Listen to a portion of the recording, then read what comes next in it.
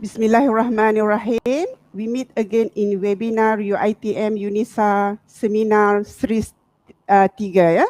Assalamualaikum and good morning everyone who are watching this webinar. And thank you very much to our panels from both Malaysia and Indonesia, fellow lecturers, students, and everyone who are spending their time to join us today webinars. My name is Maimun Ali, and I will moderate the third session for the international collaborations on academic activities between the Department of Town and Regional Planning, University Technology Perak, and the Architecture Study Program Asyiah University UNISA Yogyakarta, Indonesia. So last week, we had very good sharing on planning and architect sustainable development and social well-being. Today, we will continue with another interesting topic by another 4 panels. Before we start the session, allow me to address the format for the sessions. Yeah. We have 4 speakers, which 3 of them are from UITM Perak and 1 is from UNISA. Please be reminded that each presentation only have 15 minutes to share and discuss your presentation. At the end of the session, we will open for question and answer. And please note that you may also ask questions during the presentation. And for those who want to post questions, please do so via our live streaming platform. So the question posted shall be delivered to speakers' attention, and at the end of session, they will answer. So without further delay, let us begin with our webinar session for today. Let's start with our first speaker, Dr. Nur Aina Abdul Rahman. She is a senior lecturer with 20 years in service in the Department of Town and Regional Planning, UITM Perak. Currently, she holds the position as coordinator or head of Town and Regional Planning Program in UITM Perak branch. She has a PhD in specializations of the built environment from UITM Shah Alam. Her area of interest are sustainable neighborhood quality facilities, urban development, physical and land use development, and town and regional planning. Let us now welcome Dr. Nur Aina with her topic, Healthy Neighborhood for Sustainable Development and Social Well-being. You can start, Doctor. The floor is yours.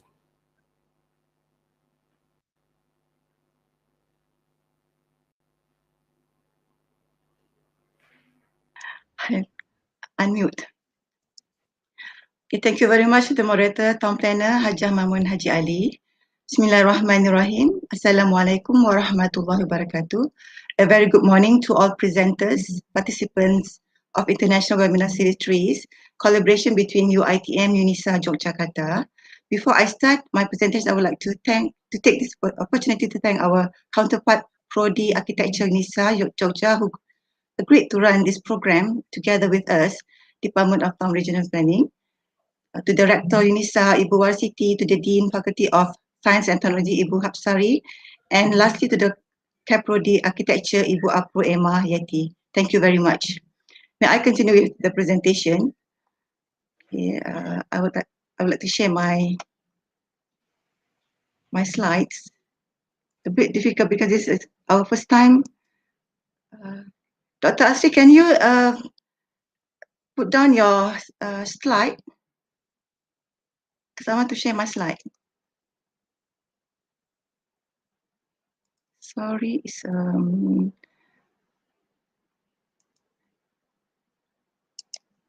Okay. Sorry for the inconvenience because this was done using the streamline. Okay, my topic is a neighborhood, a healthy neighborhood for sustainable development and social well-being. Okay, the outline of the presentation is on introductions. Introductions, purpose of healthy neighborhood, model used for implementing the healthy neighborhood. Number 4 is principle of healthy neighborhood. Okay, actually, healthy neighborhood basically has been done by Bassett, Bentley and Rainey by 2014. The main research focused on severe previous epidemic which has happened sometime in 90s and early 20th centuries ago. This happened because of poor urban environment where a great threat to city residents for all walks of life.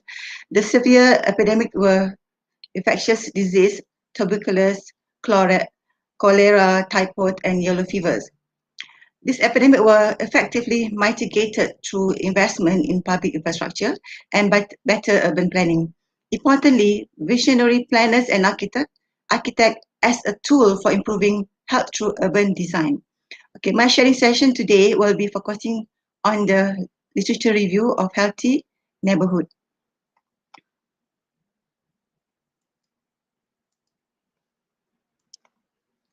Okay, the purpose of healthy neighborhood is to make surrounding wellness and healthy living.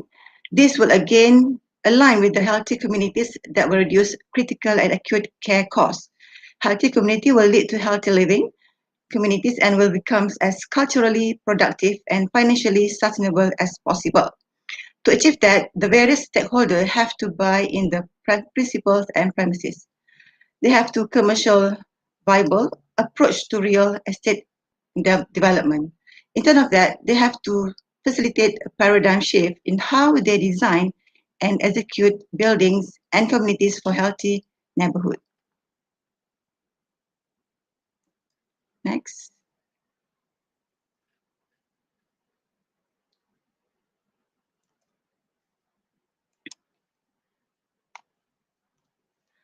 Okay, model used for this research is treatment model in evaluating health impact. The model shows that the treatment is transformed to a preventive care-based model, passively facilitated by the design of built environment.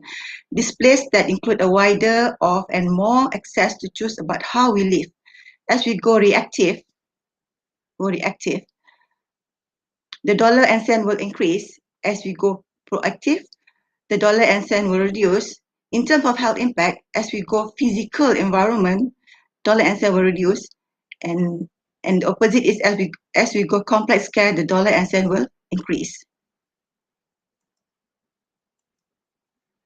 Okay, there are 9 principles of healthy neighborhood, which is smart location, integrate nature, mixed uses, mix-up use, circulation alternative, pride of place, provide access healthy foods, lifelong learning, and sustainable development. Okay, first is smart location.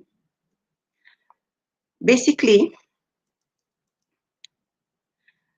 smart location is to make sure that neighborhood is in a smart location because to help to preserve habitats and biodiversity, and this will give a positive health impact to the people. And also this will be avoiding a leapfrog development that serve fragment natural habitats and undermine agricultural productions and rural economies.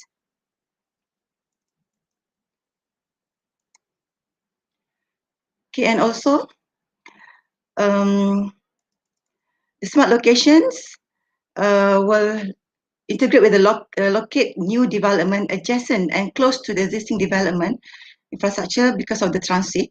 Okay, many countries apply TOD or the transit-oriented development in their development because it has very comprehensive elements incorporated such as walking, cycling, connecting, transits, mix, densify, compact, and shift. And for the smart location, They were also implementing TOD concept. They can support accessibility to stop strategically, especially for public transportation transit, such as Boston City. They have improving the accessibility and its public transit system. Okay, next is in terms of smart location. Okay, by implementing more concept on TOD, this will offer public transit alternative, either in town center, suburb, or adjacent neighborhood.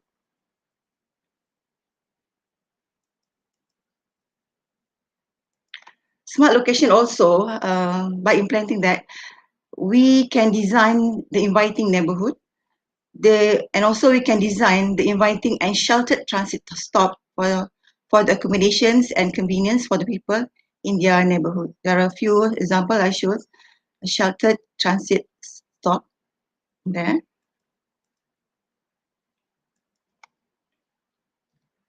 All right.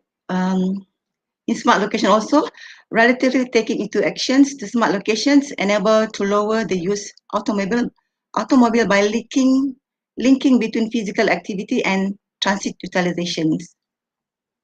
It's more area to develop. Instead of that, the smart location also can less conversions on developed land to facility to accommodate the automobiles such as road and parking lots. That means we can provide more parking and roads for the people in the neighborhood.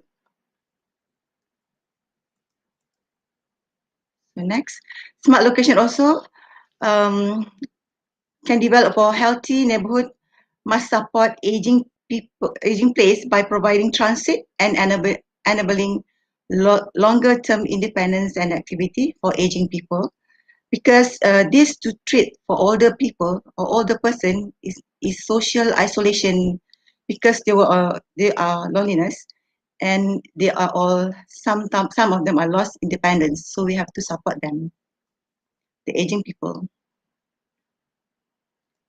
So next is principle 2 on integrated nature. Okay, integrated nature, the conversion of natural features and ecological system as part of new residential development is widely implemented. So many desire to conserve sensitive habitats and natural vistas within and around community for providing and maintaining high environmental quality and protecting local characters and natural beauty. There are two examples I shown in the slide. In USA and Canada, they are integrate the nature in their development. Okay, next is still on the integrate development. The conversion of natural features and ecology can integrate natural areas with the larger open spaces network in the neighborhood. Okay, there are a few places as example shown in the slide, such as in Canada, Vancouver and Toronto, and also in New Zealand, Auckland. So next on integrated nature. Okay, when we develop open spaces system, we must protect contiguous habitats and wildlife corridors. We can create the habitats for wildlife corridors just adjacent to our neighborhood, but we have to make sure that the wildlife corridors not interfere with our life, such as monkeys, interference, boar, big lizards, and crocodile. If some places, especially in Sarawak. There are some examples shown in the slide. I just picked from Korea, in Australia also, and United States. Some example I just picked from the internet actually. Okay. Next, on integrated nature, local authorities needs to be proactive in planning for coherent integrated trail networks and quality open space, including passive and active recreations. Okay, maybe we have to look into the passive and active recreation to do the physical activity. Okay, next is the third principle is mixed use. Mixed use, when we talk about mixed use, first we talk on the smart growth zoning and farm-based codes needs adoption as a means of regulating compact mixed use of communities that facilitates positive health impact. And also there are two graphical of what is smart growth zoning and farm-based code. Normally we are town planners use when we do the concept of smart growth zoning. Okay, next on the mixed use is we provide a mixture of land use, such as within a relative compact area. This will provide a complete mixed development for the neighborhood. These are a few examples to show the compact cities and urban neighborhood, especially in California and Germany. In California, that in Nevada is not too compact. It's some sort like a new development. Actually, there are so many examples that we can look into in the internet in terms of the mixed uses. Okay, next on the mixed use is land use mixing provides for the daily needs of the community and enhance human healthy. We need essential products and items which must be open daily, such as grocery mart shop, pharmacy, or for our medical supplement needed. Okay, essential products and items such as foods and beverages, agriculture, fisheries, pharmaceutical and chemical drugs production, and household products that we need daily. Yeah? So we need something which is near to our neighborhood. So this is very important for the healthy neighborhood. So next is on the mix up. The first principle is the mix up. Mix up, when we talk about mix up, it's continuous for the mix uses to the mix up actually. Okay.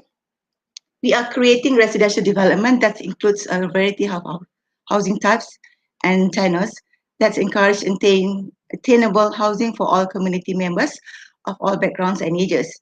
As shown as in slide, is a normal housing type in Malaysia, especially, such as service apartment, condominium apartment, townhouse, flat, terrace house, semi-detached and detached. This is a normal housing type. It's a modern housing type, but normally we have a kampung housing also. So next on mix up is we have to mix up with the people.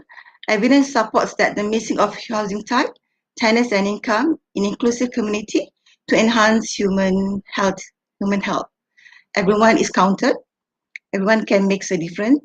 Everybody is important in the community. So everybody is very important in the community. So we have to take care of the community for the sustainable and social well-being in the neighborhood. Next on the mix-up is the creating inclusive zoning in order to encourage affordable housing as part of any development. Offer density bonuses as an incentive, but many countries, some of the countries, some sort of like banning inclusive zoning in the urban area because it's not viable and highly cost development, because we are offering affordable housing for the low income people. That's why they ban the intention or the incentive.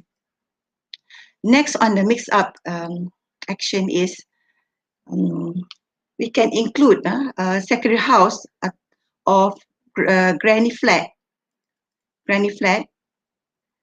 within existing neighborhood to encourage generational living. Sorry, berbelit lidah cakap. This is like a small house for rental, small office, small kitchen at our backyard. We can call it NIMBY atau NIMBY concept, not in my backyard. We can create our small house. Maybe when we are older, we want to separate with our family, we can stay at the backyard of our house. Okay. Next on the mix up is We can adopt a universal accessibility design standard in home building to lessen obstacle for proactive disabled buyers to move in to a given neighborhood. It is more about universal accessibility design standard and home building for disabled. So we have to think about disabled people when we design the neighborhood and design the building. Okay, next principle is the principle 5 on the circulation alternative. Okay, the circulation alternative is we build walkable and bikeable communities through pedestrian-oriented urban design and multimodal transportation networks. So such as walkable green street, walkable communities, bikeable communities. We implement or we include the walkable and bikeable in our community for the physical activity. Okay, next for the circulations alternative, we have to think of the benefit of walkable city. Actually, the benefit of walkable city, they focus into 4 main areas: wealthier, friendlier, healthier, and greener. And focus on 4 items also: economic, social, physical, and transportation. Okay, for the economic, housing value will getting higher rental price and higher rental rents. For social, density and proximity, social interaction, more social connections. Well, mixed use building encourage people to leave their homes and explore their were getting less social connection. For physical, numbers of best males drops 10% as density rises from 2 dwelling units per acre to 8 dwelling units per acre. And also the cultural trail spanning 8 miles through the city and will lessen carbon dioxide and also will encourage transportation activities. Okay, for the environment, that's for the environment actually. For the physical, more to the obesity and the movement and the connection, right? Next would be the benefit of cycling. Most of us now do their physical cycling. Benefit cycling maybe can stop global warming in terms of eco, save oil, can give you a strong heart, can give healthy, slim body, and will boost your brain activity.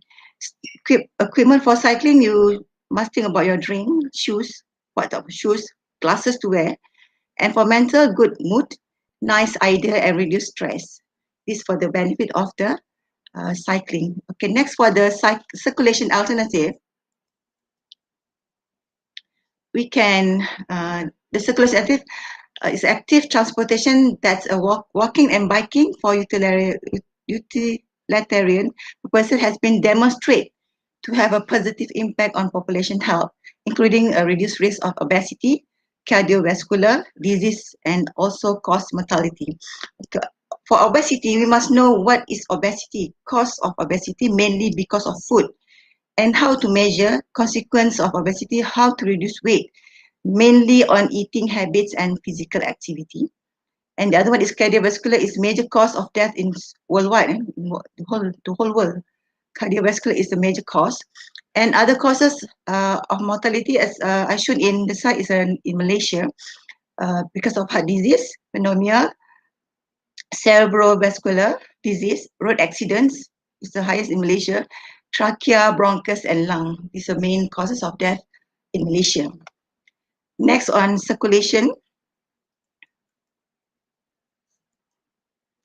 The circulation can provide disability amenities and facilities, sidewalk that are trees, free of obstacle, and designed as part of greater utilitarian and recreational network wide enough for two-way traffic. We also provisions of parking, railing, hand railing, ramps, and extra for especially for disabled. We have to think of disabled people in our community. It's very important for sustainable development and social well-being in the neighborhood. Next on the circulation alternative is design roadways to accommodate all types of traffic, including cyclists and motorists. There's complete street movement. Everything all in one street. So we have to think of it. Okay, right. On the circulation alternative also, we have to make sure that we provide safety, adequate lighting that will give feeling safety. When we provide a adequate lighting that can give us a feeling of safety in the neighborhood. We have enough lighting in the neighborhood. We can also separating pathway from vehicle and roadways for pedestrian walkways, bicycle lane, motorcycle lane. This is for the safety of the people in the neighborhood. Okay, next principle is principle 6, pride of place. Okay, when we talk about pride of place, we normally think of public spaces. Public spaces on all scale is a critical in normally in neighborhoods. Some neighborhoods are very small public space.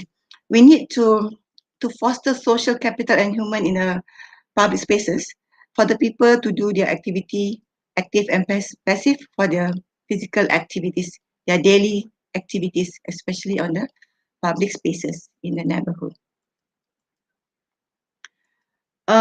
For this principle, prides of place, we can provide a variety and range of linked gathering places, enable residents to do their exercise, meeting and mix around.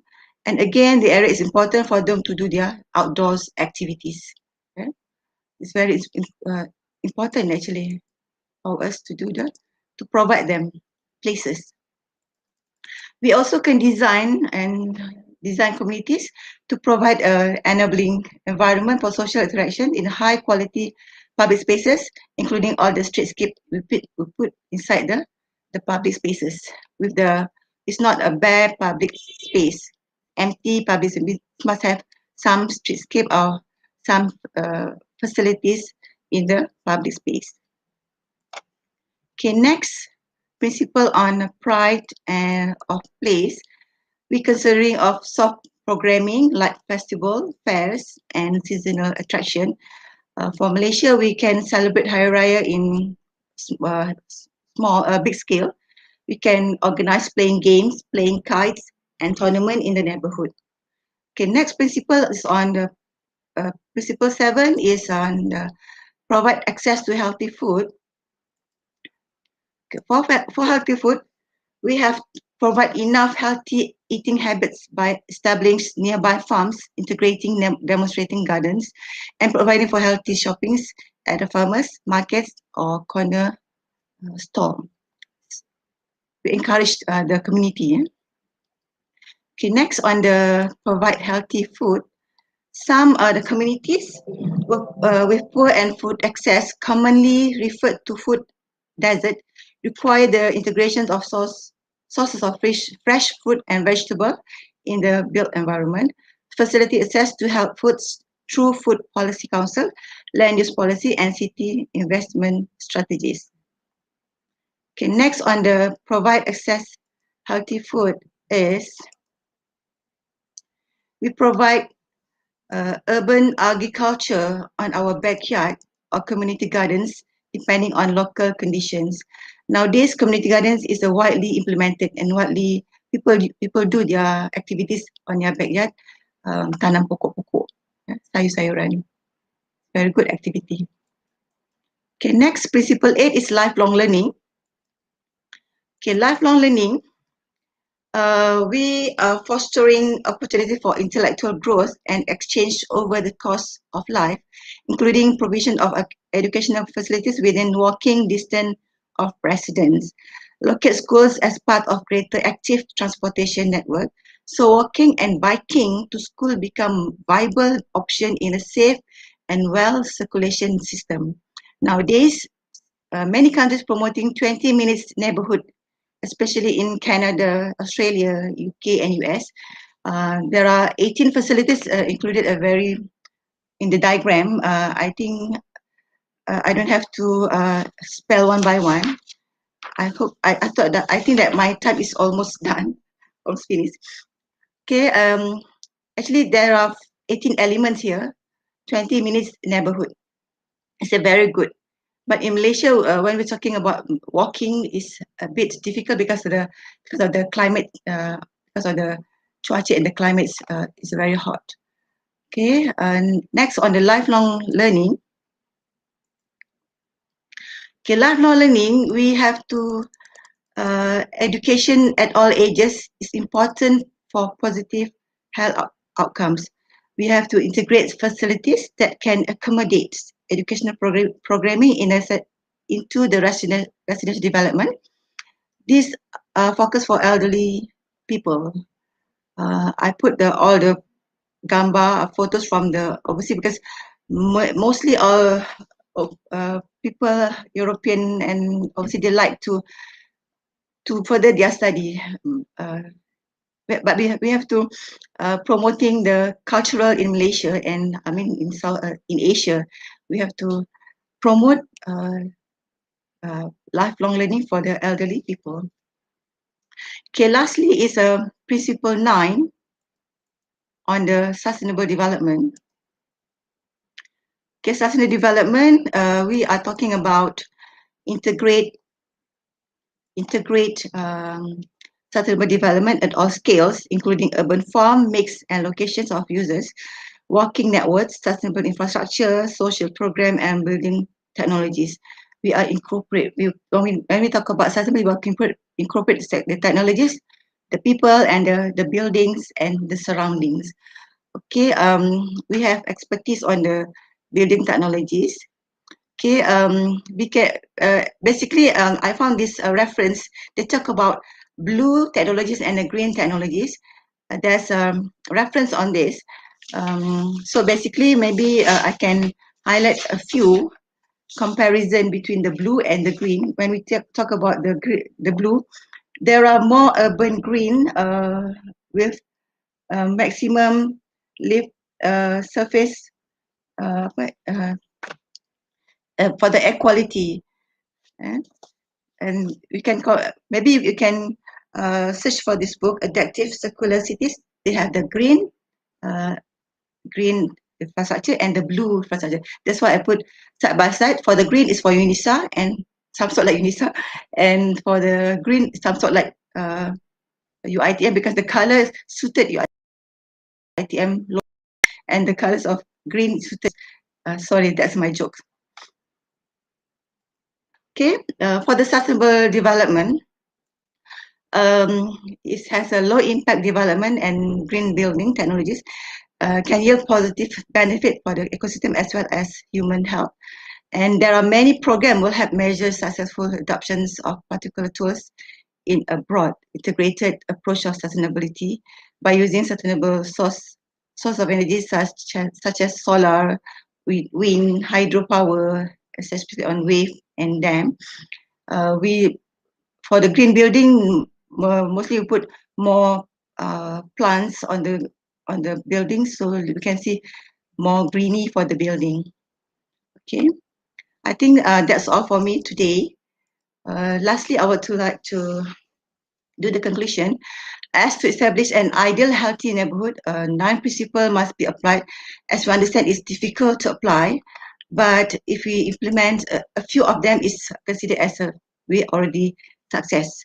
So it's a very it's hard to adapt and adopt, but when you adapt a few and adopt a few, is a very good for the health, to promote for the healthy neighborhood, for sustainable development and social well-being, because we are in the neighborhood, we are with the people, and we are with the elements in the neighborhood.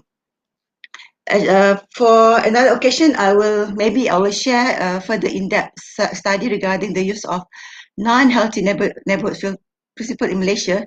Is a comparative study adopts and adapts that principle of healthy neighborhood in Malaysia.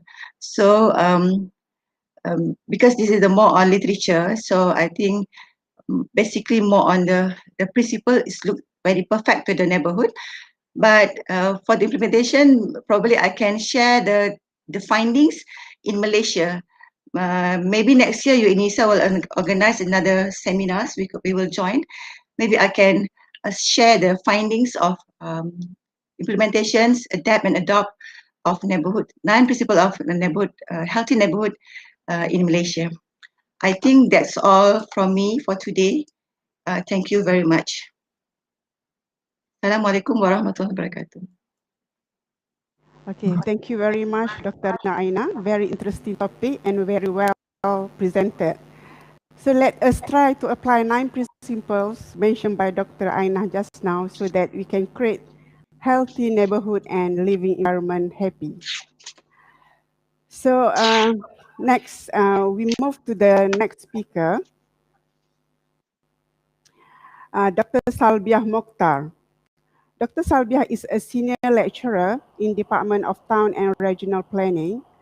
She received her PhD in Built Environment from the International Islamic University, Malaysia. Her area of interest are land administration and management, especially on the Wakaf land, urban economics, urban development, physical and land use development, and town and regional planning. So please welcome Dr. Salbiah with her presentation today, the role of Wakaf land development for social well-being in urban areas. You can start now, Okay. Doctor. Thank you. Thank you very much, Tom Planner Maimun Ali, as a moderator. Assalamualaikum warahmatullahi wabarakatuh and selamat pagi to all the audience.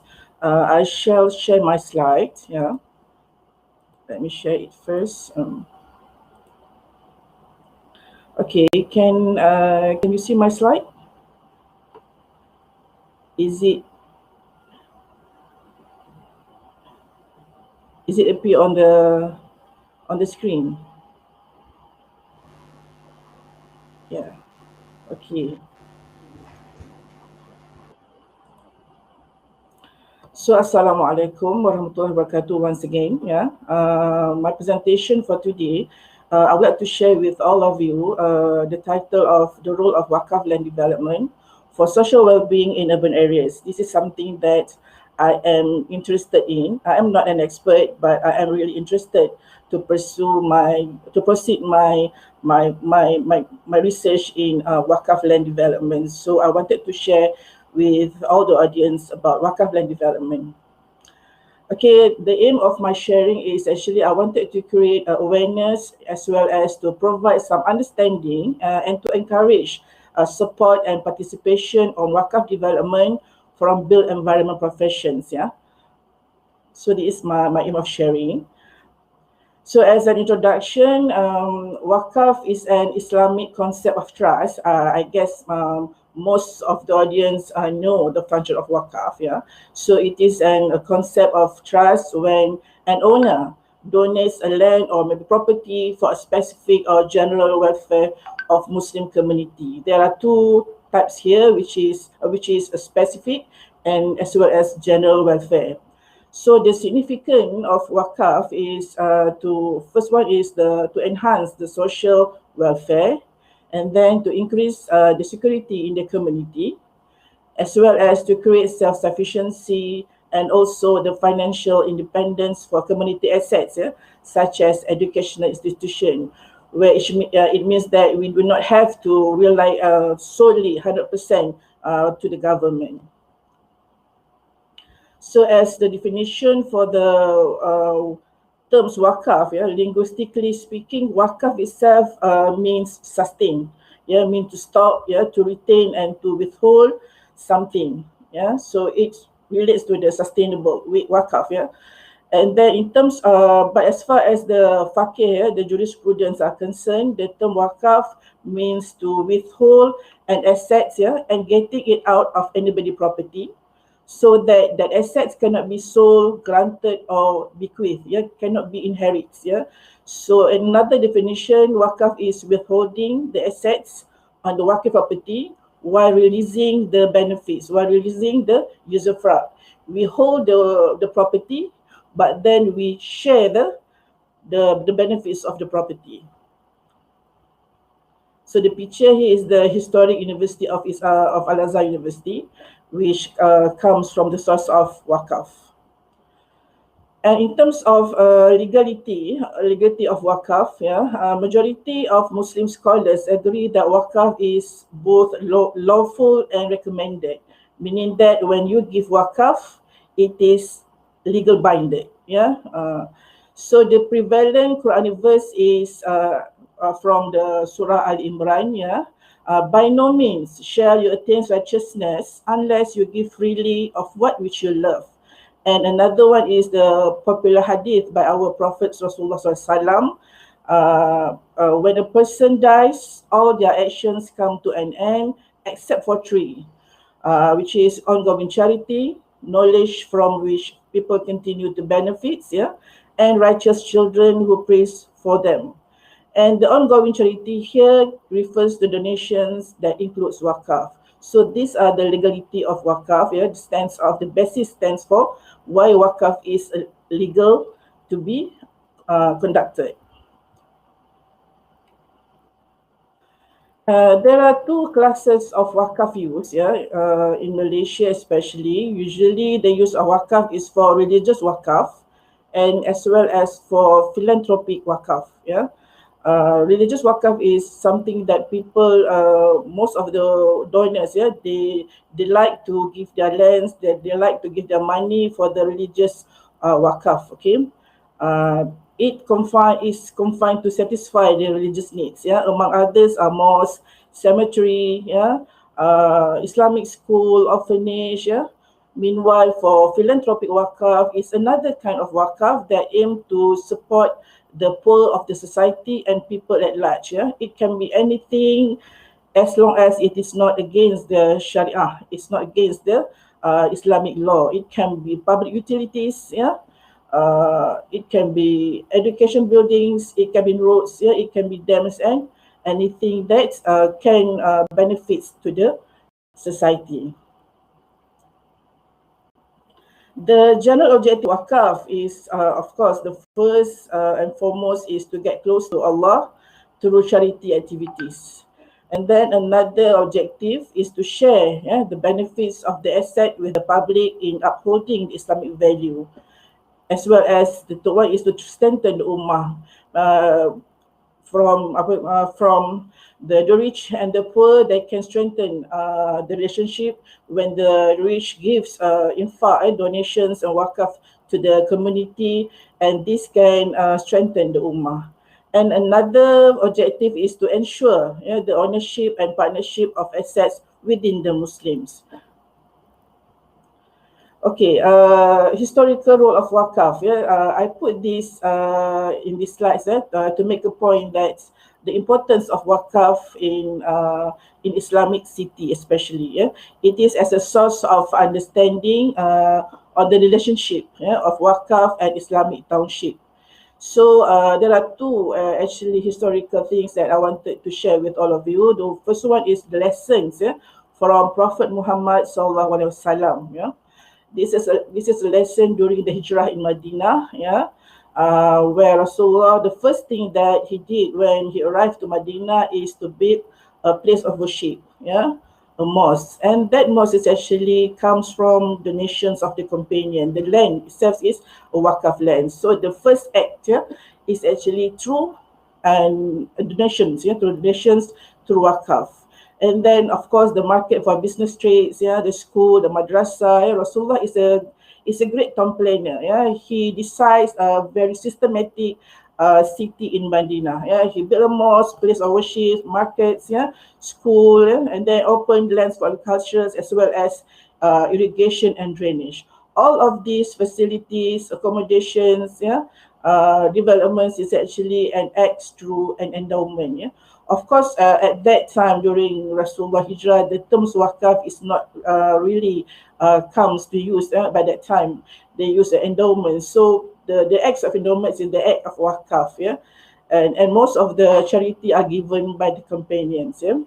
So indirectly, yeah, the practice of our Prophet SAW is as pioneer for endowment contributes to the many advantages of linking chain between each other, and where the public utilities which provided by the wakaf is the burden, of the leader, of the governments, and it serves the basic needs of the human community, thus forming a harmonious urban settlement. And as well as the benefits, reflected from economics to social benefits, from social to education as well as security, not only for social economy, but from the social economic is also reflected towards social education and the security. So this scenario was the first example of a preamble and the implication of wakaf in general to the township and its people. And another historical event, era that I wanted to share is during the 12th century in the Middle East and the Ottoman era. In the city of Damascus, in the age of the reign of Nur al-Din Mahmud and during Ottomaniyah, they practice a lot on wakaf development, because during that time the government encouraged the noble and other citizens to give wakaf. They actually make it a compulsory, a mandatory to the noble to give wakaf, a small portion from their wealth and contribute to the wakaf, and that's creating wakaf land, properties, other than mosque, including the public school as well. So the biggest sources of financial for government at that time is from the wakaf, from the contributions of their citizens, of the rakyat itself, from the nobles, And then, other than mosques and cemetery and educations, they also build buildings that gives incomes and profit. That can create income generating, such as commercial buildings, factories. Also affordable housing. So this income is used to manage and administer wakaf properties that they have. Not only for public use, but also for income generating. So these activities give a positive impacts to the urban economy, because it gives economic contributions, safety, housing, education, infrastructure, and so on.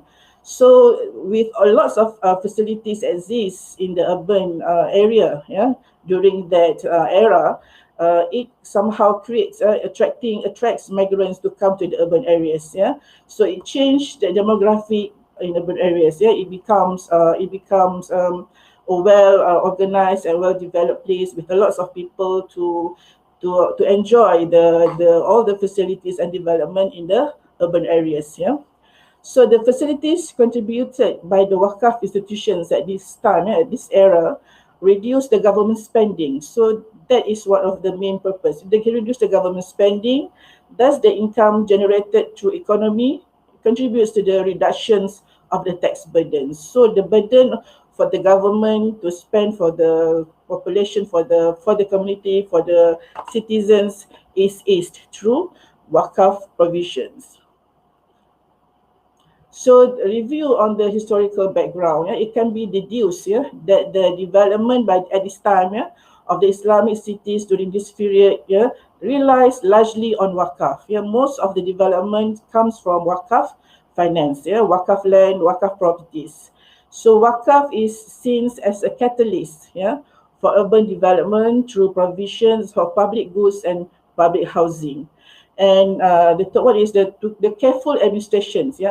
This is an important aspect. The administrations of the wakaf institutions, is important to create a useful urban development system, meaning that they have very good administrations, so that the wakaf institutions are well organized, and the wakaf at that times are so empowered.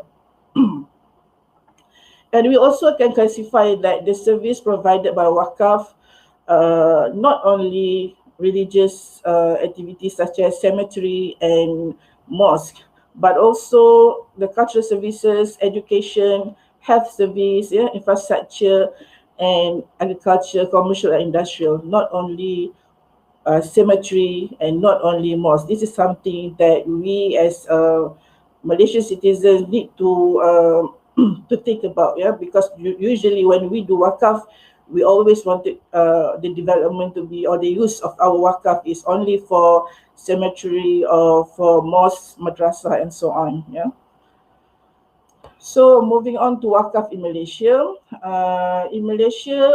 Tanah wakaf, wakaf land and all other wakaf assets, are managed and administered by State Islamic Religious Council, Majlis Agama Islam Negeri.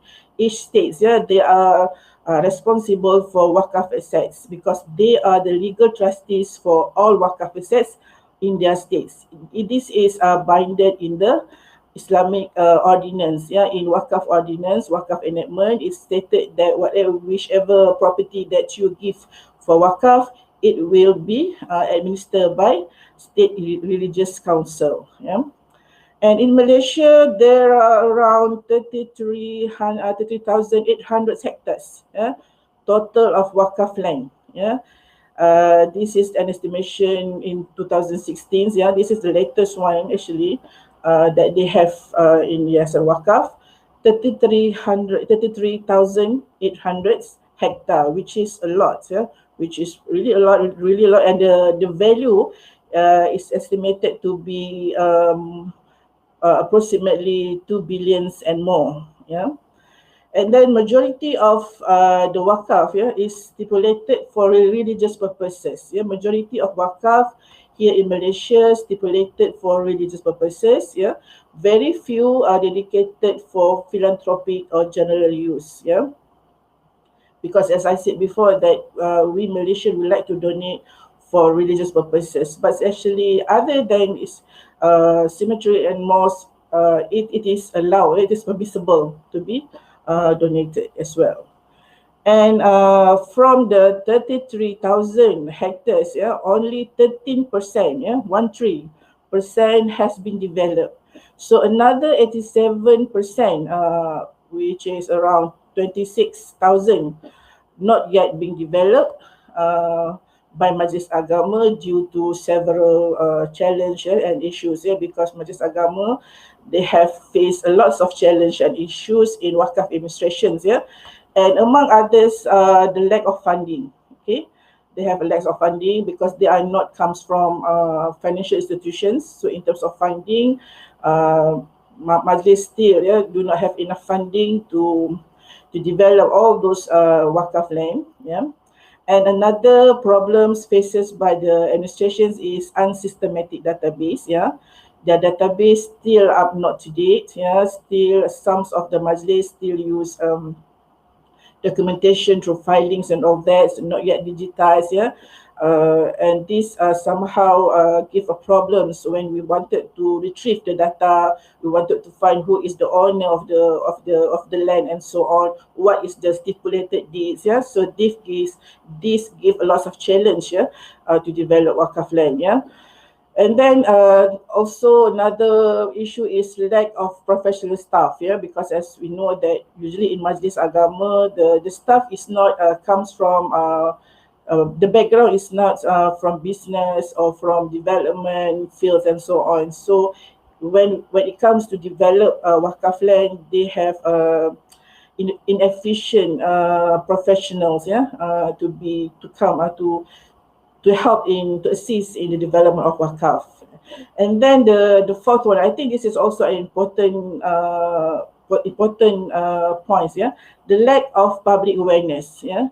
Public awareness in terms of to participate in giving Wakaf, in terms of whether it's cash Wakaf or property.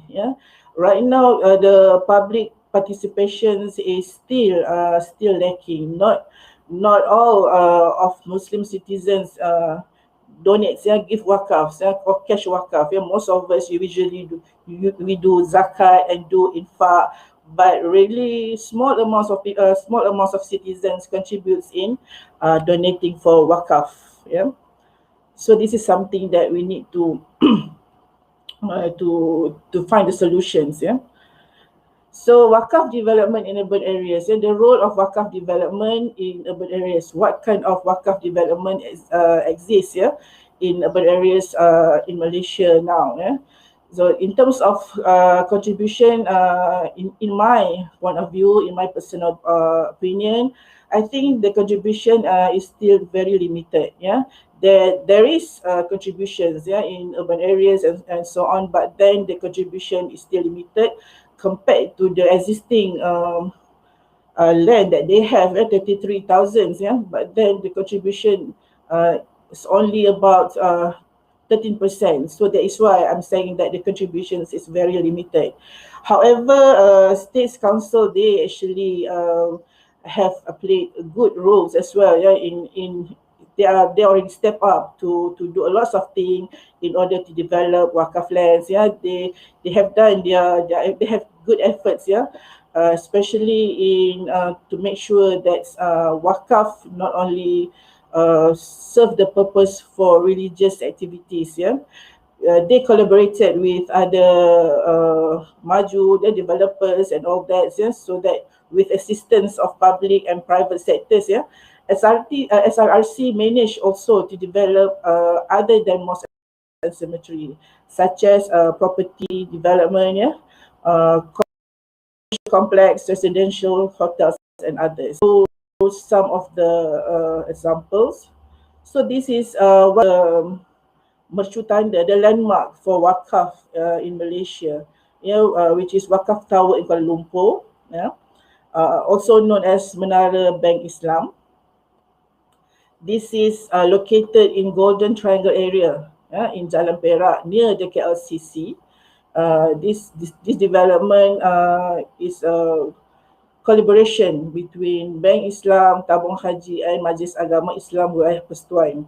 Wilayah do not have a lot of wakaf land, but when they have the value of that land is really high because the location, the strategic location. So that is why Majlis Agama Islam put an effort with Jabatan Agama and Jauhar and so on to develop that piece of land into a commercial complex so that it can give benefits to the young entrepreneurs, the new entrepreneurs, because they will give some affordable rental prices to the startup businessmen, entrepreneurs to join the business. Yeah, the main tenant in these buildings is of course Bank Islam and Tabung Haji. They are the main anchor of this building. And another buildings, properties that has been developed in wakaf land is in Pulau Pinang. We have development of housing areas as well as commercial in Tanah Wakaf Siti Aisyah. This is a joint venture by Majlis Agama Islam Pulau Pinang with Uda Holdings. Yeah, and then also in Pulau Pinang they have a complex Lembu Buckingham, also a commercial complex in the island itself, which is very high value, and this give benefits, give opportunity to the Muslim entrepreneur to start up their business here, and then when they are well off, they can try to find another place so that another group of startup can rent in this building. Yeah, in Lebuh Buckingham. Yeah, this is joint venture with Mara. And in Selangor also, they have a lot of housing development. Yeah, the joint venture by Perbadanan Wakaf Selangor with private developers, Bumi Putra developers. Yeah, and area in Shah Alam and in Meru Kelang, they have actually 5 housing scheme being developed under wakaf land. Yeah. So in terms of profits, it's shared between the developers and the wakaf. Yeah. Then we also have wakaf hotel in Negeri Sembilan, Perak, di Taiping Perak, in Melaka and Terengganu. Yeah. So this give accommodation, Syariah compliance accommodations, to the urban areas in these states. Okay. The foods, alcohol and non-halal foods are not allowed in this hotel, and the swimming pool also is very Sharia compliance. They have provided a specific space for Muslimah for the swimming pool. And others types of development of wakaf, such as education, health, and as well as shelters for the elderly. These shelters for the elderly is in Kuantan, Pahang. It provides shelters for the old folks, as well as for the mu'alaf, in Kuantan, Pahang. So these are among the developments, that been located in urban areas, the joint venture by the Majlis Agama with several developers, and agencies. So all of those developments, I give 5 here they contribute towards, first, they contribute towards increasing property ownership, yeah, for Muslim in urban areas. So Muslims have an opportunity to buy some affordable properties in urban areas, okay. And then they also increase participation, yeah, from Muslim entrepreneurs in urban areas, yeah, by allocating commercial complex, yeah, to be used by the Muslims, businessmen, and so on. And this also increase, yeah, wakaf property values. When we develop the land, yeah, it can give good values to the property in urban areas. So this is the assets, to be assets for the Muslims community. We have a good assets with high values, yeah, and then as well as providing charitable facilities for the unfortunate in urban areas, yeah, by allocating all folks homes, yeah, orphanage, and all that in urban areas. So it provides charitable facilities for the unfortunate in urban areas, yeah, and as well as empowering wakaf activities. So by development of wakaf, actually we empower the wakaf activities as a tools, yeah, for social economy, and then from that social economy, it will give benefits to the well-beings as well. And as I mentioned earlier, yeah, the purpose of my sharing is to get participations, yeah, to get supports from people in our professions, in built environment professions. So what is our contributions, yeah, from built environment? This is something that I wanted to persuade, yeah, from the all of audience, yeah, academicians, students, yeah, researchers, yeah, or others professions in the environment, to give contributions to the wakaf developments in Malaysia. So I just list five, yeah, that I can think of, yeah, in terms of contributions, especially in my field as an academician. So the first thing is actually we need to help um, majlis agama, the wakaf here in Malaysia, to develop the database, yeah, because we have expertise in geographical information systems, and not only we develop the database, we also need to hand in the skills to the majlis agama, because it is not useful if we just develop the database but we do not give the skill. They need the skill as well, so we can give the skills of this geographical information system or other skills, yeah, to the majlis agama human resources, yeah. Well, after we develop the database, we give them the database as well as the skills. And then and then the second one is to identify the potential development of wakaf land, yeah, in urban areas, and conduct suitability study for that development. Yeah, we can use our expertise to identify the potential in urban areas, especially what kind of development suitable that can give income, that can generate income and give profits to the wakaf activities. Yeah, as well as to give charitable activities, yeah, to the land itself. And then the third one is estimating the wakaf land value in urban areas through development appraisals. Yeah, I can see that wakaf itself in the Yayasan Wakaf or in Jauhar, they do not have the exact value of the land or of wakaf land. Okay, so perhaps we can help that in estimating the value of that land, so that when we know the value, when we can suggest the developments, it can somehow promotes, yeah, and also encourage, attracts, yeah, the developers, the other organizations to help give financial assistance to the majlis agama.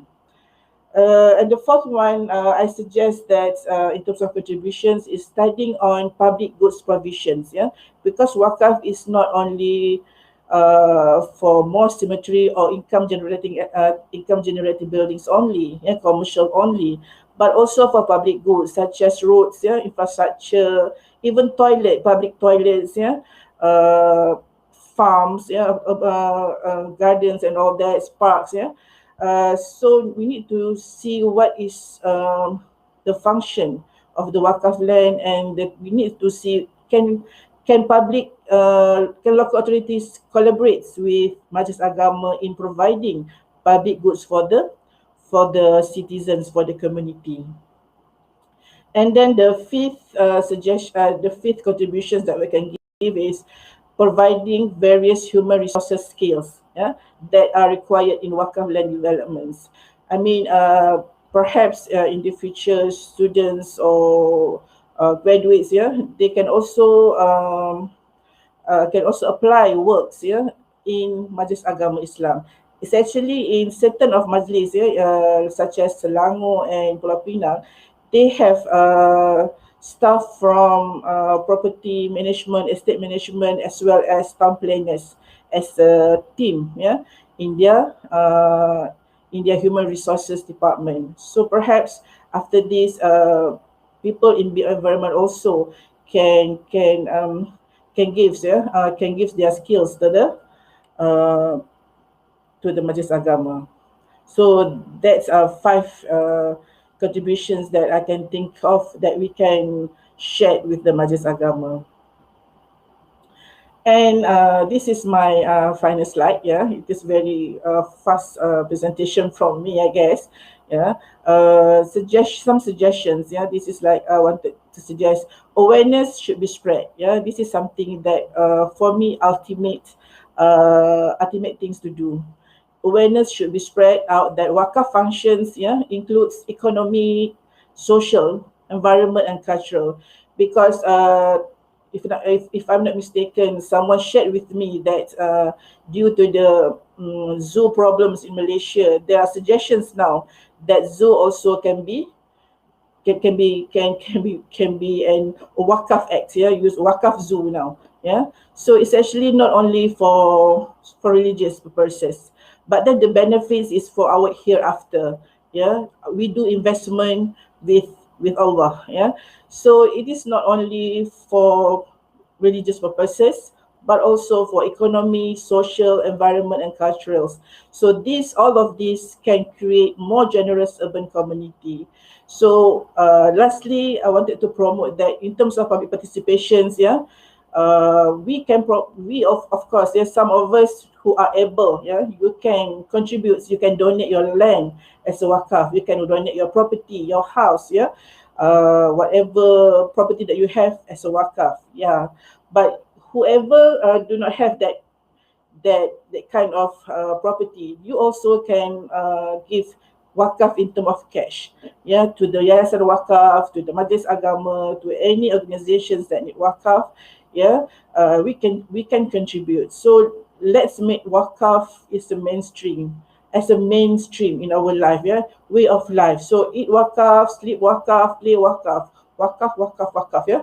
So this is something that I wanted to receive from the audience. Yeah. So wakaf serve as the tool for harmonious and generous nations that creates a tolerance community to live together. Yeah. So with that, I thank all of you for listening. And please forgive me for any shortcomings. Thank you much. Assalamualaikum warahmatullah. Get back to you, to Tom Planner, Maimun Ali. Thank you very much. Much, Dr. Sal, for sharing a very good knowledge on Wakaf land. Yes, of course, Wakaf land has a lot of potential, and it needs to be developed to give a benefits to the social economy and well-being community as a whole. So next we move to our next speaker. So Dr. Muhammad Asri Abdullah. Dr. Muhammad Asri Abdul Kamal is a senior lecturer in the Department of Town and Regional Planning. He received his PhD in Urban Planning and Management from the USM, University of Science Malaysia, with his area of interest is on urban growth, land use planning, and housing. So please welcome Dr. Muhammad Ashri with his presentation, Potential Demand of Medical Facilities for Aging Community. Okay, thank you very much, Ms. Moderator, Town Planner Maimun Ali.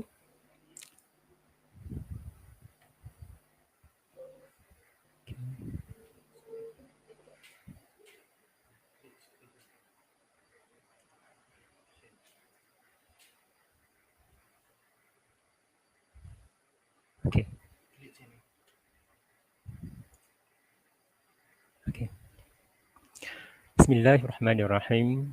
Rabbi shrah li sadri wa yassir li amri wahlul 'uqdatam min lisani yafqahu qawli.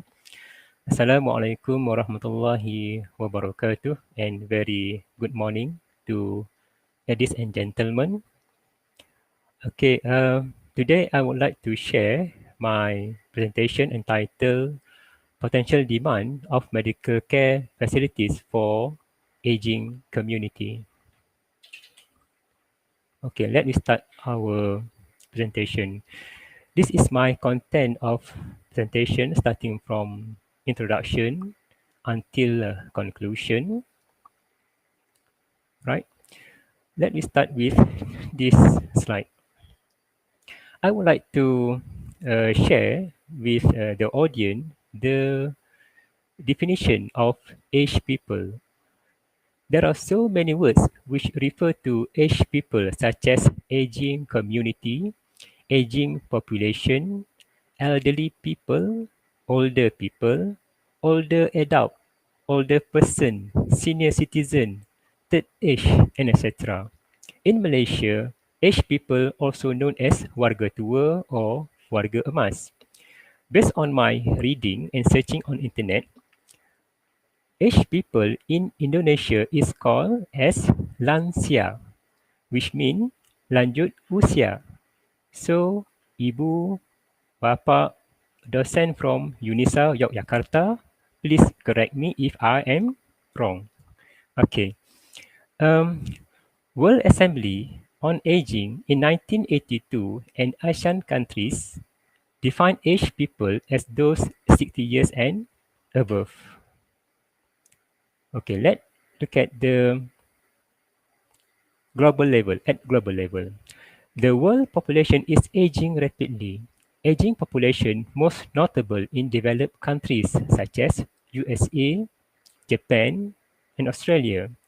Factors of aging phenomenon are improved health care, increased personal wealth, increased healthy lifestyle, improved safe environment.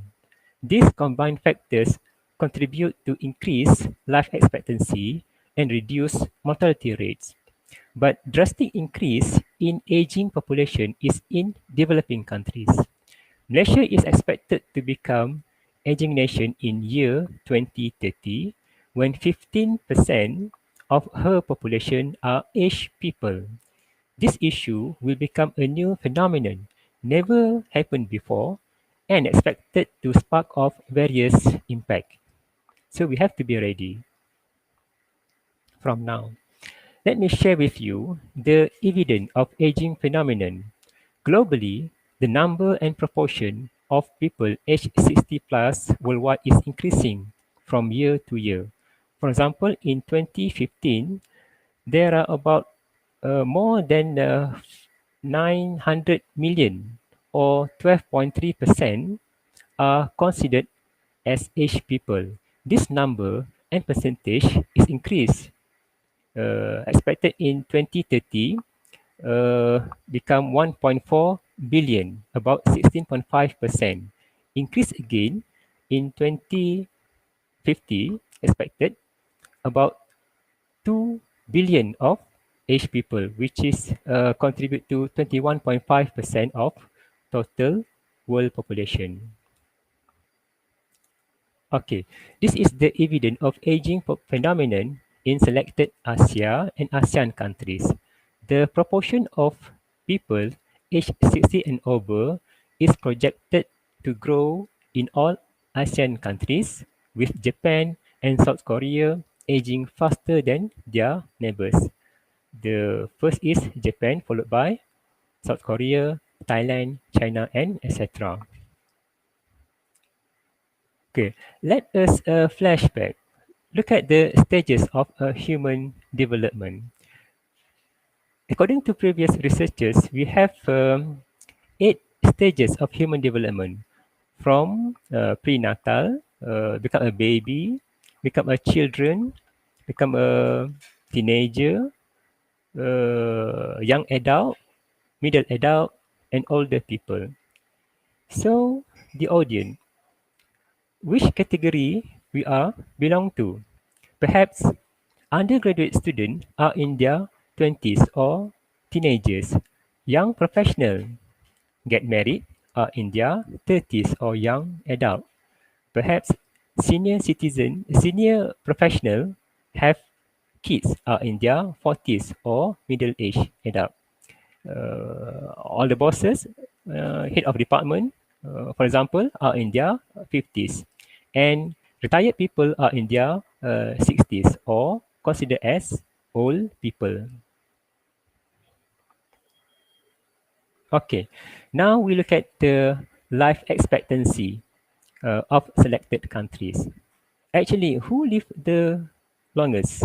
According to data and research before this, the answer is differs according to countries, gender, ethnic group, state, and etc. For example, last year, Japanese lived the longest until 87.1 years old. This followed by Australian, 84.8 years old. And then New Zealand, 84 years.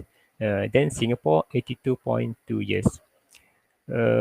According to Department of Statistics Malaysia 2019, on average, Malaysians are expected to live until 74.4 years old, male until 72.7 years old, but female, they have extra years until 77.6 years old.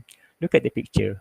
What did this the older people of Japanese do? They are practicing physical exercise. This is the image of Australian. This is Malaysia. Okay. Okay, look at the categories of aging community or aged people. There are three categories of aged people, which is the first one is young old, from 60 or 65 years to 74 years. The second category is middle old, from 75 to 84 years. And the last one is older, 85 years and over. We have to focus more on middle old and older people because they need more medical care than young old people because most probably they suffer degenerative diseases such as hypertension, heart and coronary diseases, cancer, diabetes, osteoporosis, Alzheimer, dementia, gout, and etc. Okay, look at the medical facilities for aging community. For example, hospital, health clinic, dialysis center, residential aged care center, which divide into low care, which provide scheduled medical checkup. The second one is medium care, which provide assistance for daily activities and medical monitoring. The last one is high care. This one is for bedridden old people. And we have also a nursing home. Okay, look at the potential demand for medical facilities for aging community. This one I put the example of Malaysia town. Actually, we have about 148 main town in Malaysia. This one is the top 20 town which have more aged people compared to others. And on top of that, this main town also have the highest number of older people, which 75 years and over. This one is led by Kuala Lumpur, followed by Georgetown, Penang, Ipoh, Sebarang Perai, Putrajaya, and so on. So this area of town, we have to give more attention in terms of providing medical facilities for aging community. Okay, so what is the impact of increased older people in our town in terms of medical facilities? This preliminary study indicate that high demand of medical facilities at major towns of Malaysia, like I have shown before. We have to plan and provide these facilities in order to meet the need of all the people. Priority should be given to Kuala Lumpur, Georgetown, Ipoh, Sebarang Perai, and Petaling Jaya. So, future research direction may focus on availability, types, numbers, condition, distribution, coverage area of existing medical facilities, and etc. Um, According to current planning guideline, the provision of medical facilities is based on total population. For example, in small town, we have about minimum 30,000 people, so we have to provide one hospital for that town, and not by age. Hopefully, in future, we have to consider which area has the high number of age people at that location. So we have to provide suitable facilities for this group in future. As a conclusion, Malaysia will become aging nation in year 2030. It is a new phenomenon, so we have to have a proper planning, preparation, and provision of appropriate medical facilities, and we have to look at more seriously. We have to plan from now. It does not mean that we need to create or build a new one. In line with sustainable development, some unused existing building can be utilized or refurbished or turned into medical facilities. I think that's all for my short presentation for today. Thank you very much. Over to you, Miss Moderator, Town Planner Maimun Ali.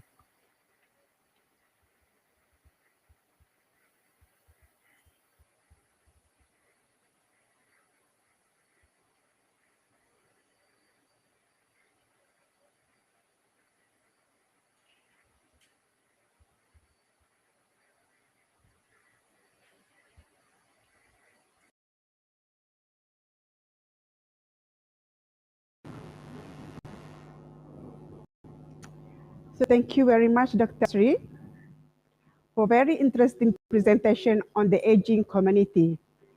Yes, based on this research, Malaysia will become aging community in the year 2030. Thus, more proper planning and provision of the facility should be looked in seriously by related parties. So now, we move to another speaker, our speaker from UNISA Indonesia, Ibu Indah Pujianti.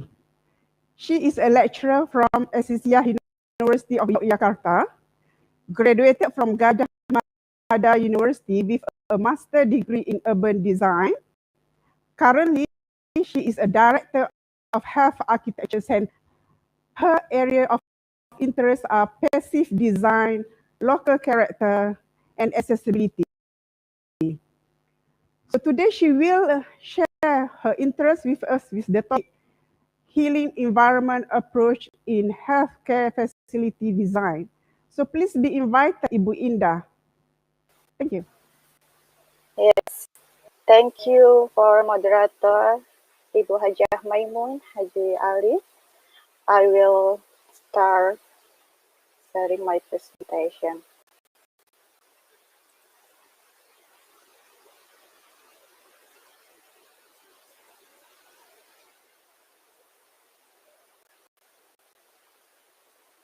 Okay, this is the presentation about healing environment approach in healthcare facility design. This is a subject for the research, healing environment, architecture implementation, and healthcare facility. Why healing environment?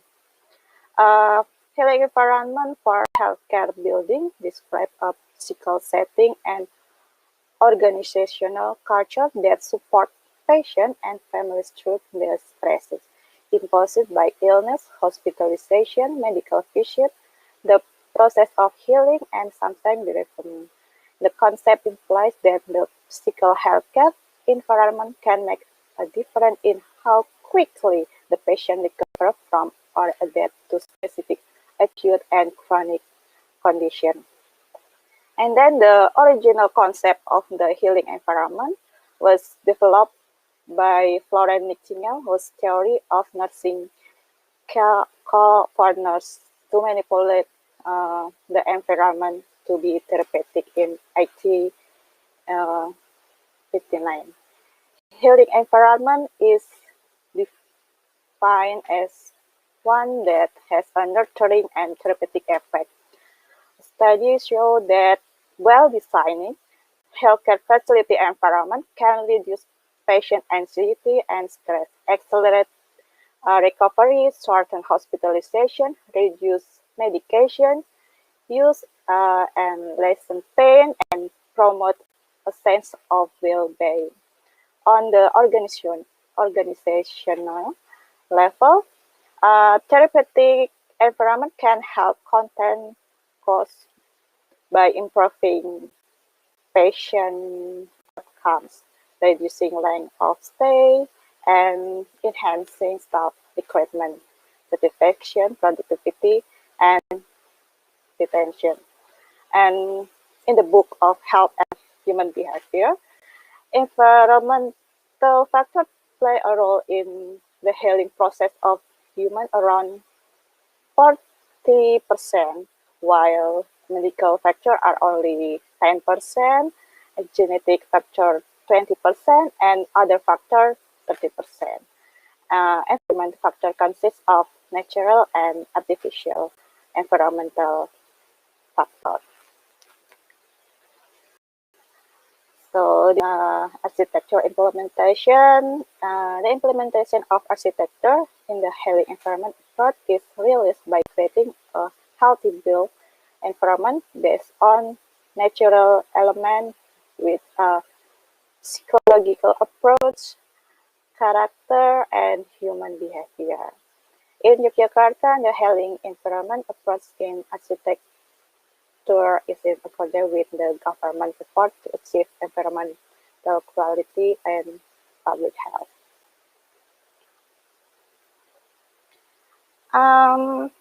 Healthcare facility. The aim of this research was to identify the effect of healing environment first on the architecture and environment application in Type B healthcare facility in Yogyakarta.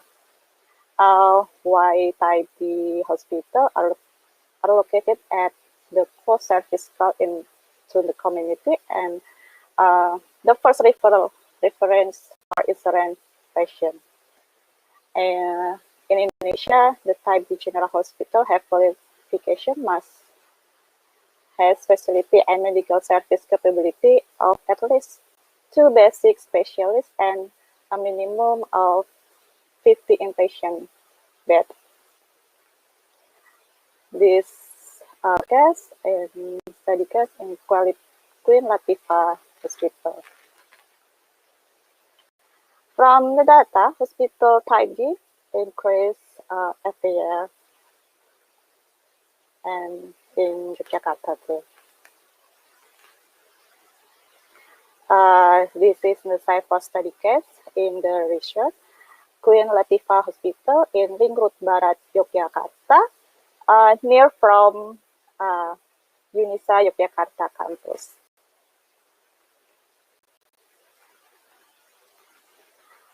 Users in this research are patient, patient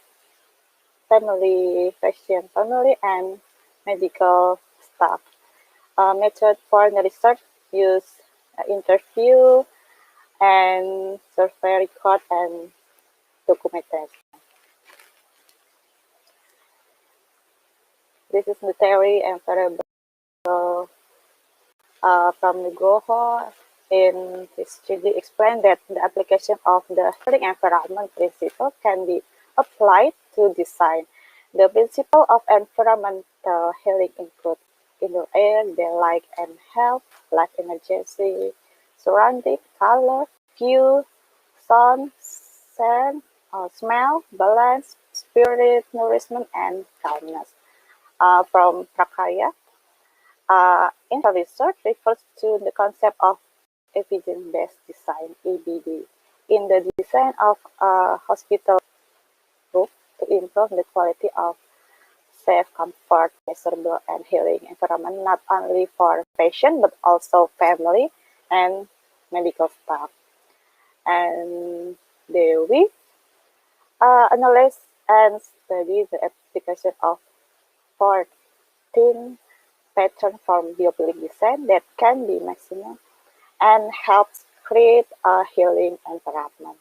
The result of this study indicate that not all biophilic design patterns in hospital can be applied in planning hospital building design. This research also identified that the element of opening or enclosure in building are one of the elements that play an important role in the application of the biophilic design pattern. The basic things that also has a dominant influence in the biophilic design pattern is the visual connection pattern with nature. From the theory, we have 11 variables for the research. One, indoor air, the light and health, life energizing surrounding, color, view, sense, sound, balance, spirit nourishment, calmness, and the visual connection with nature. This is some sample of the room. Emergency room, waiting room, clinic, outpatient and inpatient room can be accessed for patient, family, and staff. And for waiting room for news, like a medical record room and management room and multifunction room, just can access to staff only.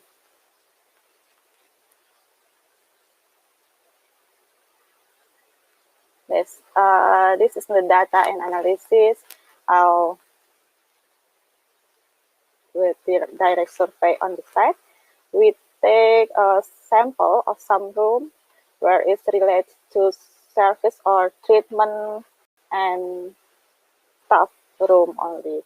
We identify every room with comfortable condition aspect with healing environment indicator. Example for the natural ventilation, not all rooms have have natural ventilation, but all samples have and use fan or air conditioning. Just waiting room, inpatient room, and multifunction room have a natural ventilation. Okay, this is the analysis. This percentage of implementation the healing environment indicator. This is minimum natural ventilation, but almost all the rooms surveyed have used air conditioning, consuming AC or fan. So the respondent say they still feel comfortable with thermal condition in their room. Same with indoor air, lighting, and smell or scent condition of the room, which is starting to be replaced by the use lamp and air freshener. The hypothesis, it is known that use healthcare facilities still feel comfort with artificial conditioning effort. This is the condition of Queen Latifah Hospital. A minimum ventilation and more AC. This is the emergency room, parking area. Then this is a interesting area. Corridor with box planter and natural element in corridor.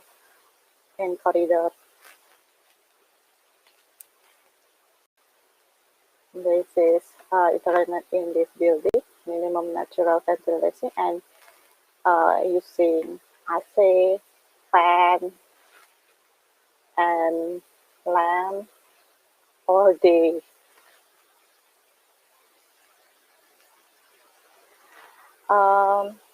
Firms that apply a healing environment approach are in multifunction room, waiting room, and inpatient room. In this room have natural ventilation and there is a direct connection with nature. In multifunction room, direct connection with open space. In the waiting room, there is also a conditioning of natural elements with a fish pond.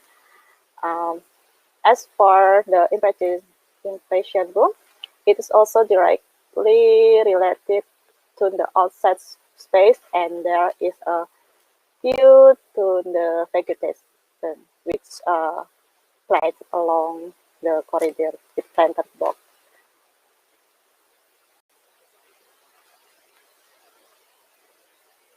This is the implementation architecture with natural element in corridor in front of inpatient room. Vegetation planted in box plant combined with massive wall, but make green space limited plant in the corridor.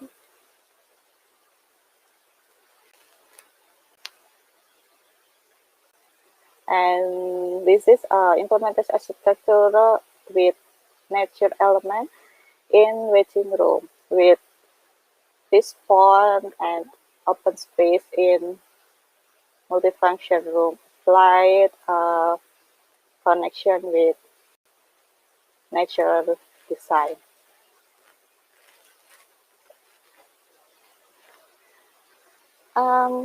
This is a result from interview with medical staff, patient, family, and 60% answer their room no connection with outdoor area. And this is result from interview about thermal comfort.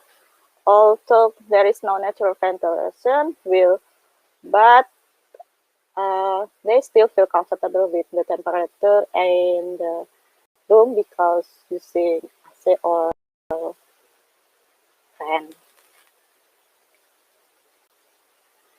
And then next slide. This interview about sound or noise comfort. Although there is a little noise, 33% but they still feel comfortable and no interrupt. Source of noise between other coming from the vehicle on the main road and ring road barat and people conversation. And then about scent, 70% as well the specific aroma in the room from air freshener or perfume.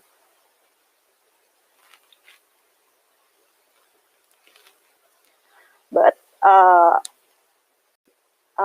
100% agree that the use of natural elements can make them comfortable. With a fish pond or with a garden.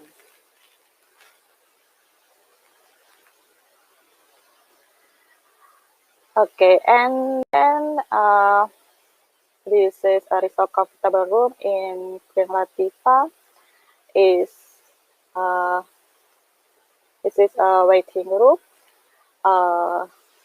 outdoor area, and gazebo. Gazebo is multifunction room. Other factor affecting the comfort of this building are interior, furniture, and space dimension. For the conclusion, thermal and light comfort in each room in healthcare facility can be conduced by artificial ventilation and lighting. Fan, color, material, and sound are not the main priority in applying the healing environment in healthcare facility. The room that can be optimized in implementing the healing environment approach are the waiting room and inpatient room. And other factors that affect the comfort of healthcare facility user include furniture, interior, and room dimension. And last, the view and connection with nature factor are important priority for the application of the healing environment to support the comfort of use hospital, healthcare, or healthcare facility.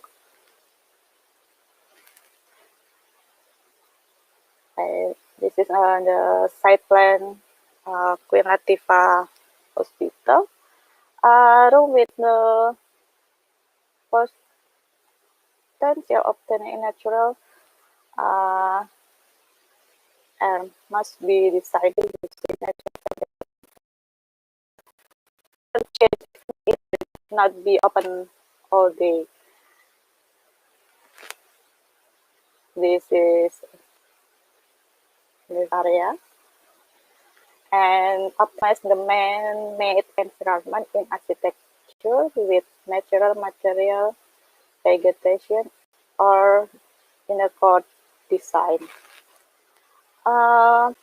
The box planter design on the corridors with the connection with nature aspect combination of hard material wall with soft material like vegetation, planting on a limited land is a good design solution and according to healing environment approach in Queen Latifah Hospital.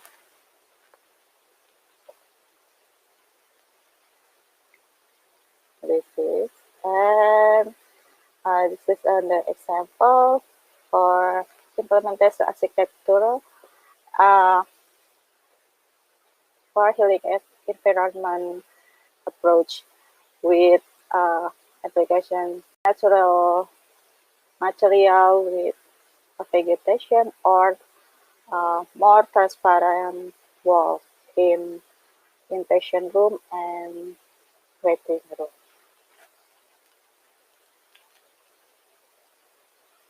And this is the last slide in my presentation. Thank you. Terima kasih. Wassalamualaikum warahmatullahi wabarakatuh.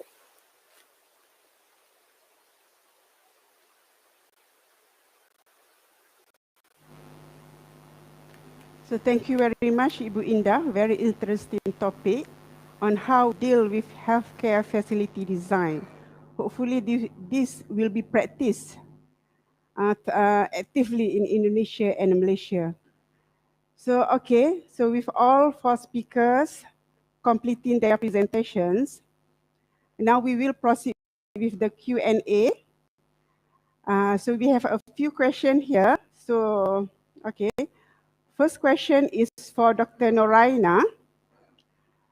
So mixed up community is interesting and has become our traditional practice during early days. Currently, however, modernization has changed we live. So we tend to stay in an area with the same social hierarchy and we cannot mix up. My question is, using planning approach, how do planners intervene to promote mix up community? Dr. Noraina?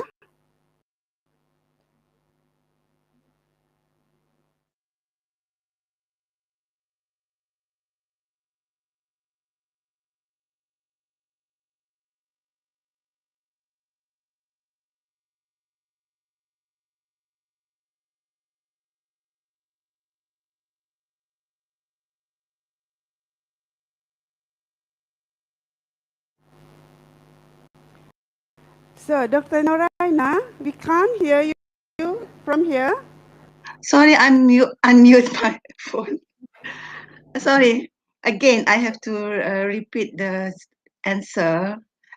The question is from Dr. Warabia, right? It's about the social, it's not mixed up nowadays. But actually, development is a mix up together, because the developers normally develop their housing scheme with different type of housing. They have a low cost, they have the intermediate cost, and so on. But end up, there's only one type of people only stay there. It's only Malay, it's only Chinese, and a few Malay, few Chinese. I think because of the social background of the people. Sometimes people nowadays, as you can see, if you your income, especially on your income, look at your income. Okay, the income will determine your type of housing to buy. Okay, if you want to, is if your income is 10,000 monthly, maybe you can buy bungalows or semi-detached housing. But when your income is less than 5,000, 2,000, and what type of housing that you can buy. But you can see in Malaysia, most people, Malay people, they still have at the same as B40 people too. There are still many of them. So we can see the Malay people is on the not all, but we can see generally in Malay people is one portion is intermediate housing scheme and towards a low cost housing scheme. But some of them are still staying in the high cost scheme area. But actually, the socio-economic background contribute to the segregation population in Malaysia. We cannot control that unless we can giving more income to the low income people with I don't know, some incentive for them to get more income, and then you can buy affordable housing. Is they can afford that from me lah. If we can, dia macam indirectly is formed like this, but actually we as we can see we can see the development memang put around the type of housing. At the end, it's some sort.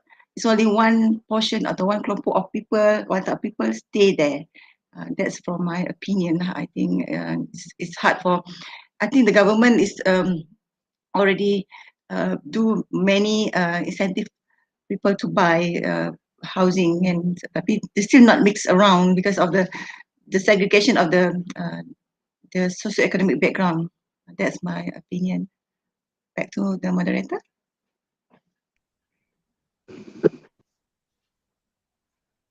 Thank you. Hopefully this I can't see. you answered the question from Dr. Wan. So another question still to Dr. Noraina. So what will happen if the neighborhood is not complete with the 9 principles that Dr. Aina stated just? Okay. About this question, I saw that from my student class. Azlan Afif from Studio 01B. A very good question, Azlan. I haven't seen you in the class because I not entered the class yet. Next week I will enter the Studio 1B class next week, week 8. Okay, tak berdosa lah, tak buat semua tu. Harus je. Actually, it's we just adapt and adopt. It's not nine principle we adopt all. We just adapt and adopt a few. Is okay. It's a successful initiative towards a healthy neighborhood. We adapt biking, activity, physical activity, and we provide parks for them to do the activities. It's okay. Maksudnya tak berdosa lah, tak bersalah. But we are trying. We are trying to follow the 9 principle. It's the very ideal neighborhood. Healthy neighborhood is follow the 9 principle. But just with adapt and adopt is okay. A few adoption, a few adaptation is okay. Tak berdosa. Itu je jawapan saya. Terima kasih. Thank you. Okay, thank you, Dr. Anna. So the next question is for Dr. Sabia. So as mentioned, wakaf land in Malaysia is under the jurisdiction of Majlis Agama of the state. And we are well aware that most of wakaf land is not economic generating. So what is your comment for Majlis Agama? Do we need to create a special agency to handle the wakaf land? So Dr. Salvia? Okay, thank you, Tom Trainer Maimun. Thank you for the question. It shows that somebody is listening to my PowerPoint presentation. Yeah, thank you very much. Okay, to answer that question, yes, yeah, in my opinion, yes. Actually, Majlis Agama, they need to have another agency to handle the wakaf land development, because Majlis itself, they have a lots of in terms of collecting, databasing, and administer the wakaf land in Majlis. So they do not have ample staff, human resources, especially human resources who are skilled in development, in properties development. Take an example of Majlis Agama Islam Selangor. Actually, Majlis Agama Islam Selangor, they have another agency. They have Perbadanan Wakaf Selangor as an entity from Majlis Agama who is in charge in wakaf land development. So after Majlis Agama Islam Selangor, they have this Perbadanan. The management, the development of wakaf now are becoming more efficient, because they have a lot of human resources, in every daerah, in every district. So they have human resources from various backgrounds, not only from Islamic economic backgrounds. They also have from development, business, town planners as their committee members. So that is why right now Majlis Agama Islam Selangor, the Perbadanan Wakaf Selangor, has become can become a model to be imitated by another states. Thank you very much. So that's all, Tom Penny Maimun. Thank you. Okay. So thank you, Dr. Sal, for the answer the question from Dr. Wan. So this is another question from Dr. Wan to Dr. Asri. So most of the planning guidelines for community facilities and amenities by town and country planning in Malaysia are generally based on populations. So my question, is it time for JPPD to review all related planning guidelines to incorporate projection of different age groups in the provision of community facilities and amenities? So, Dr. Asri? Okay, thank you very much, Tom Trainer Maimun. Thank you also to Dr. Wan Rabia for the question. Okay, I agree with this opinion from Dr. Wan Rabia. We have to look carefully our planning guideline, but we have to improve our planning guideline. the existing one is good, but we have to improve. For example, in town category B, I mean a small town, at least we have about 15,000 population, 15 K population. We have to provide one small hospital. I think most of the area in Malaysia have been equipped with the hospital, whether small, medium, or big one. But in future, I think we have to improve in terms of the facility, in terms of the I mean the expertise to give the the medical advice, medical treatment to the old population, because our population, the pyramid of population now, not the a normal one, not a perfect pyramid. Perhaps the pyramid become like this. In future, possibly it will become like this. So the proportion of baby is declining now. The number and the percentage of baby children is small, and then the old people become a bigger proportion. So what we have to look into is the the expertise, the which area have more aged people, because I know to provide a hospital is not cheap. It costs very costly. So we have to improve in terms of the facility, because to build a hospital is very costly. Perhaps we will build more healthcare. A health clinic at the target area of aged people. It is quite reasonable cost for the nation to rethink. Thank you. Dr. Asri. So Okay. we have another questions to Dr. Asri from Dr. Suharto. Yeah? So how could planners strike a balance between these two conflicting development goals?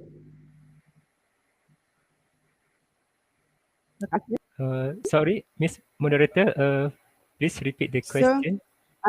Okay, so Dr. Asri, so this question is from Dr. Suharto. So how could planners strike a balance between these two conflicting development goals? Two conflicting development goals. How could planners You strike a mentioned balance? yeah. The question is quite confusing, but I try to answer the question. Which development goal is conflict? Because we have so many goal in SDG. So which one perhaps been social or economic or else? But I think in terms of our social obligation, our family obligation, we have to take care our old people, perhaps our parent, perhaps our grandmother, grandfather. For example, we cannot simply send our old people to the healthcare facilities such as rumah orang tua or rumah jagaan. It is not nice because our obligation is to look after them. Their what they want, what they need until the end of their life. Perhaps I can answer the question, Miss Moderator. Okay, thank you, Dr. Asri. So this is another question for Dr. Sal. Okay. So thank you, Asri. Thank you for the answer. So Dr. Sal. So this is in Malaysia, most people believe that wakaf obligation is only for Muslim society. So however, wakaf can also be contributed by non-Muslim as well. So what are the actions or aspects that we need to take to ensure Muslims and non-Muslims contribute in wakaf land? Okay. Thank you for the question. Yes, you are absolutely right. Yeah, wakaf can be contributed by the non-Muslim as well, and actually the benefits also can be disseminated to the non-Muslim as well. So I guess in order to encourage the participation, yeah. So right, actually in Malaysia we it is not widely known and widely encouraged to the non-Muslims actually in Malaysia, but they can contribute. Yeah, so in order to perhaps encourage them to participate, yeah, I guess this is my personal opinion.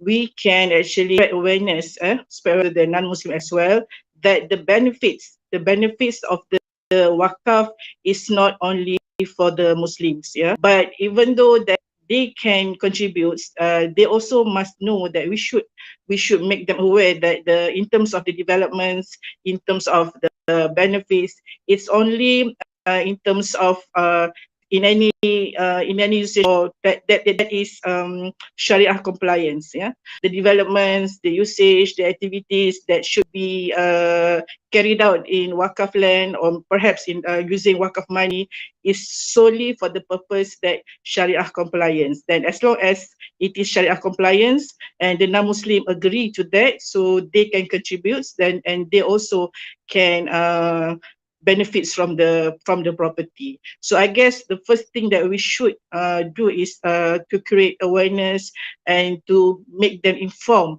that they are actually can contribute to the wakaf as well. That is my opinion. Thank you. Thank you, Dr. Sal. Hopefully this will answer the questions. So the next question is for our guest from Indonesia, Ibu Indah. So the question is, Ibu, how do we integrate Islamic values in designing healing environment for healthcare facilities? So actually we have two questions here for Ibu Indah. Okay, Ibu. Yes, thank you. Absolutely, the connection with nature is also a solution for the integration of Islamic by not destroying nature and maintain the balance of nature in design and development. So connection with nature, the a solution for the integration of Islamic values.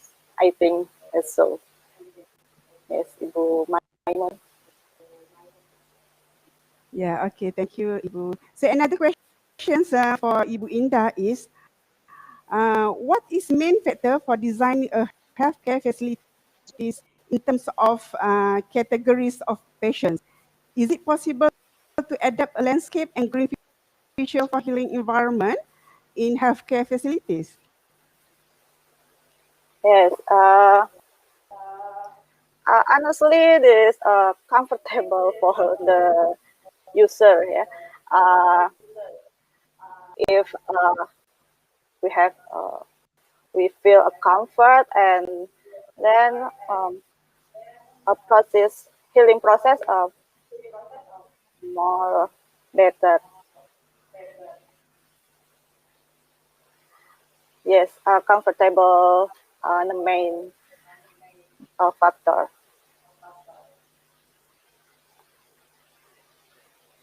This is Ibu Hajah Maimun.